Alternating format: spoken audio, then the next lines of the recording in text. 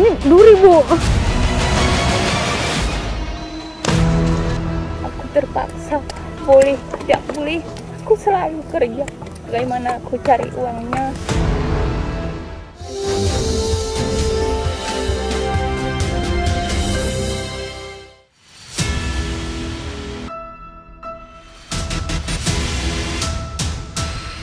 Kali ini, tim Indonesiaku akan menyambangi Desa Melidi, Kecamatan Simpang Jernih, Kabupaten Aceh Timur. Desa ini berdiri sejak era kolonial Belanda. Sayangnya, tak ada akses jalan darat membuat warga Desa Melidi hidup dalam kemiskinan. Menurut Indeks Desa Membangun, Desa Melidi masih berstatus desa sangat tertinggal. Perjalanan kami mulai dari Pasar Babo, Desa Babo, Kecamatan Bandar Pusaka, Kabupaten Aceh Tamiang. Inilah suasana pasar tradisional Babo yang terletak di Aceh Tamiang, dan mereka memang banyak sekali di sini berkumpul, berbelanja untuk membeli kebutuhan mereka, dan pasar ini hanya beroperasi 1 kali saja dalam 1 minggu.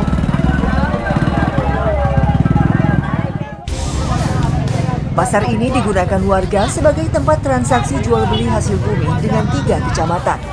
Kecamatan Bandar Pusaka, Karangbaru, dan Kecamatan Simpang Jernih.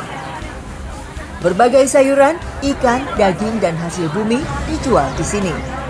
Pasar ini buka mulai jam 7 pagi sampai jam 2 siang.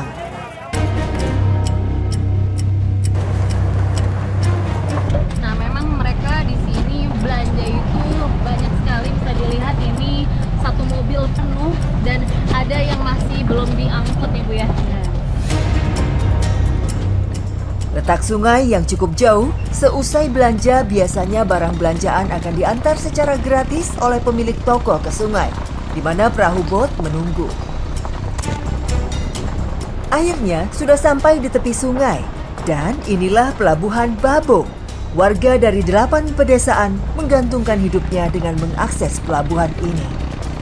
Uniknya, mereka menandai masing-masing belanjaannya oleh nama mereka agar tidak tertukar.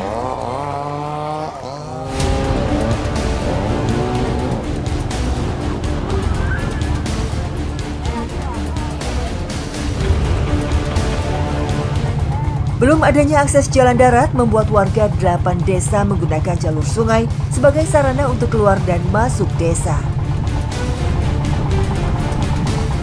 Salah satunya Desa Melidi, Kecamatan Simpang Jernih, Kabupaten Aceh Timur, yang berjarak sekitar 20 km dari Pelabuhan Babo. Inilah Sungai Tamiang yang berhulu dari Kecamatan Lokop, Kabupaten Aceh Timur, dan mengalir ke Sungai Tamiang, Kabupaten Aceh Tamiang. Memiliki lebar sekitar 50 meter, namun saat hujan tiba bisa mencapai 100 meter. Ibu, hal terburuk apa yang Ibu pernah alami? Dulu udah kena kayu sekalian. Kami di Botni, di tengah air tuh kami kena kayu. Habis itu ngangkut barang lagi ke pinggir sungai kan.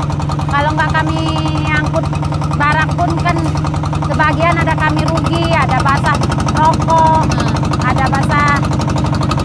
basah apa namanya gula sebagian. Tapi kalau nggak kami jalanin kayak gini, kayak mana warga Melidi kan susah juga kan. Ini bayar, Bu?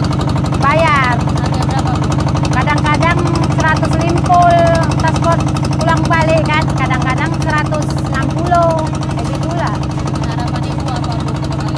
Harapan kami, pasar kami, jembatan dibangun, pasar kami dari kecamatan dari Melidi sampai ke Aceh Tamiang tuh maunya mau dibangun, biar nggak kayak lagi kami turun naik pulang balik naik air kan.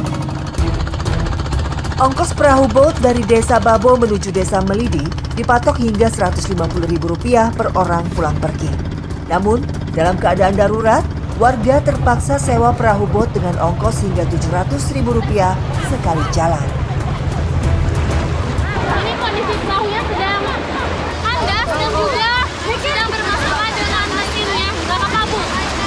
Jadi kami semua turun dan harus mendorong perahunya agar tidak terbalik. Saat air sungai surut, perahu sering kandas dan penumpang pun harus turun agar beban perahu lebih ringan. Setelah melintasi titik aliran sungai yang kandas, akhirnya kami akan melanjutkan perjalanan lagi ke Melidi.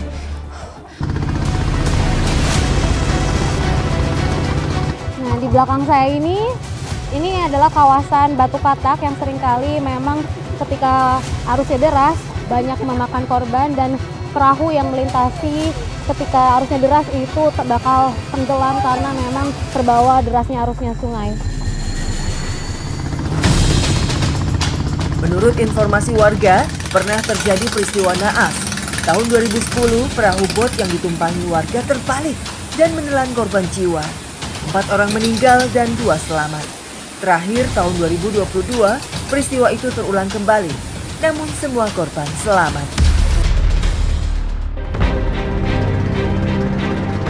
Entah sudah berapa kali warga meminta pemerintah membuat jalan antar kecamatan dibuka.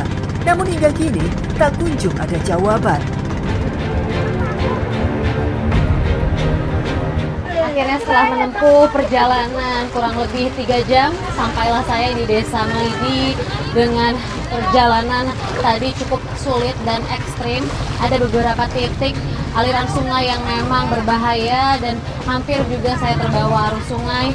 Dan sekarang sampailah saya di Desa Melidi.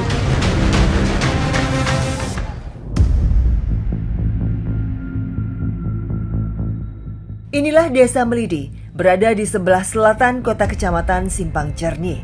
Memiliki penduduk kurang lebih 900 jiwa. 90% warga menggantungkan hidupnya dari hasil buah sawit, karet, padi, dan pinang sebagai pendapatan utama mereka. Pinang bisa dipanen setelah pohonnya berusia 5 tahun lebih, dan setiap tahun bisa dipanen hingga 4 kali. Saat panen tiba, 1 pohon pinang bisa menghasilkan 20 kg pinang. Ya, ternyata untuk memetik buah pinang tidak mudah karena memang alatnya pun berat dan harus seimbang ya Bu ya, biar buah pinangnya kena. Aduh, susah. Pinang adalah salah satu jenis tumbuhan monokotil yang tergolong palem-paleman. Tanaman ini memiliki batang lurus, ramping, dan tingginya bisa mencapai 25 meter. Saat tanaman lain belum siap panen, warga mengandalkan buah pinang untuk menyambung kebutuhan ekonomi mereka. Namun sayangnya, harga yang murah membuat para petani pinang kerap tak memanennya. Akibatnya, pertumbuhan buahnya kurang normal dan cenderung sedikit. Artinya, kalau sering dipanen, buahnya akan semakin banyak dan lebat. Nah Ibu, untuk menjual pinangnya itu dalam kondisi kering atau basah seperti ini Bu? Ya, kadang kami lagi kesulitan di rumah, kami jual basah kayak gini, berkulit kayak gini kami jual. 800 perak 1 kilo, karena kebutuhan rumah memang nggak ada. Sulit, kalau udah kering nanti lama nunggu duitnya. Nah Ibu, penghasilannya itu berapa sih Bu per bulannya? Nggak nentu, kadang ada 100 kilo sekali jual, kadang ada 80 kilo, nggak nentu. Tergantung buahnya, kadang ada trek, kadang enggak. Cukup Bu untuk memenuhi kebutuhan sehari-hari? Kalau mau pinang ini nggak cukup. Kenapa Bu? Nggak cukup kalau harganya murah. Iya, pun tinggal di daerah yang terpencil, mereka tetap semangat berjuang agar bisa menghidupi keluarga mereka yang serba terbatas. Setelah terkumpul, pinang kami bawa pulang untuk proses penjemuran. Sebelum dilakukan pengupasan, biasanya buah pinang dijemur terlebih dulu agar mudah saat memisahkan biji dengan cangkangnya. Buah pinang ini harus dijemur di bawah terik sinar matahari selama 7 hari, namun ketika cuacanya mendung membutuhkan waktu selama 14 hari baru bisa kering. Saat proses penjemuran dilakukan merata dan tidak menumpuk agar mempercepat proses pengeringan.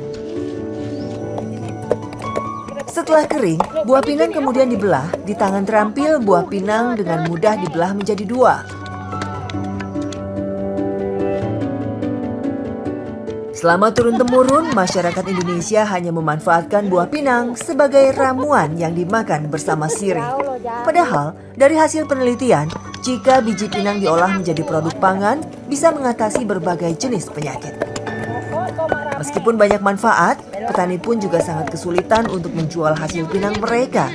Setiap panen melimpah, harga pinang anjlok, bahkan tak laku dijual. Hal ini berimbas bagi buruh yang berpenghasilan tidak menentu, salah satunya Ibu Aminah. Bu Aminah udah berapa lama sih Bu jadi buruh tani seperti ini? Sekitar 20 tahun.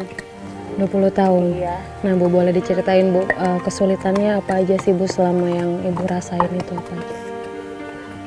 Kesulitannya semua lah. Karena pindah lakiku masih kecil, anak-anakku. Biasa aku nggak pernah kerja. Semenjak ditinggalnya, aku terpaksa tidak boleh. Aku selalu kerja. Siang malam berpikir belanja anakku. Iya, gimana Ibu cari uangnya ya Bu? Bagaimana aku cari uangnya? Kadang-kadang harian tepat orang dikasih 80.000, cukup satu hari. Anakku 7, masih kecil-kecil dulu kan. Ya Ibu, harapan Ibu apa sih Bu? Saya kepingin bantuan dari pemerintah. Apa yang dia bisa kami bantunya, jalan ataupun apa gitu. Harga pinang di pengepul lokal dipatok Rp3.000, turun dari harga biasa yang sampai Rp15.000 per kilo. Rendahnya harga pinang di tingkat petani mendorong alih fungsi lahan dari tumbuhan pinang ke sawit. Akibatnya berdampak pada penurunan produksi pinang nasional. Padahal, permintaan pasar dunia terus meningkat hingga 52,72% per tahun.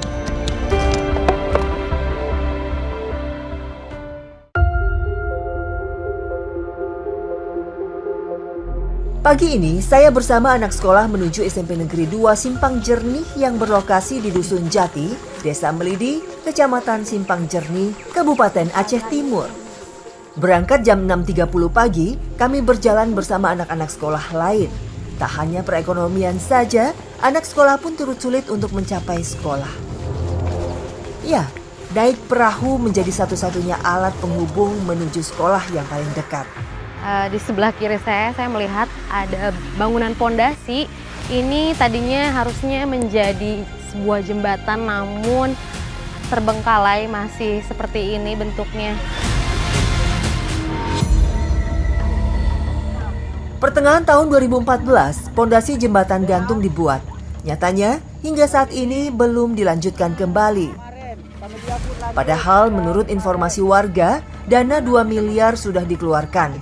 Namun hingga kini masih mangkrak dan tidak dilanjutkan kembali. Inilah Sungai Melidi yang memisahkan satu kedusunan di Desa Melidi. Mempunyai lebar kurang lebih 120 meter dengan titik terdalam 12 meter saat musim hujan. Ayo, boleh diceritain ke kakak kesulitannya apa aja sih kalau mau pergi ke sekolah? Terkadang kalau kami lagi nyebrang, kalau lagi hujan deras itu kami nggak bisa menyeberangi sungai karena airnya itu naik ya. Terus kalau lagi sulit kayak gini kami susahnya nyebrang kalau nggak ada jembatan. Kami kayak gini, kalau sepatu kami itu nggak bisa dipakai, takut basah. Yeah. Jadi kami simpan di tas, nanti sampai ke sekolah baru kami pakai ya tasnya, sepatunya. Nah, keinginan Ayu apa sih Yuk? Keinginan kami berharap dibuat jembatan sama beca untuk membantu kami nyebrang agar lebih mudah. Sungguh perjalanan menggunakan perahu ini sangat berbahaya. Jika arusnya kuat, bisa saja perahu ini hanyut terbawa air. Namun hal ini terpaksa dilakukan demi menuntut ilmu ke sekolah. Sebenarnya, jarak ke sekolah hanya 2 km.